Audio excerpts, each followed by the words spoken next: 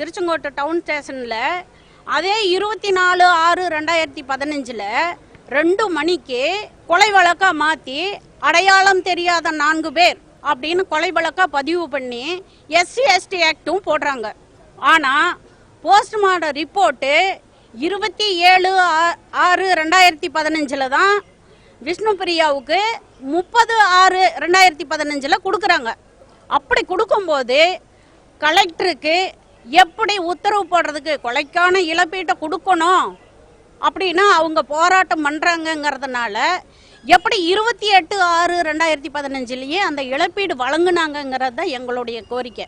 அதனால தான் இன்னைக்கு நாங்கள் நீதித்துறையை நம்பி இருந்தோம். கீழமை நீதிமன்றமும் தவறான தீர்ப்பு தான் எங்கள் பிள்ளைங்களுக்கு கொடுத்துருக்குறாங்க.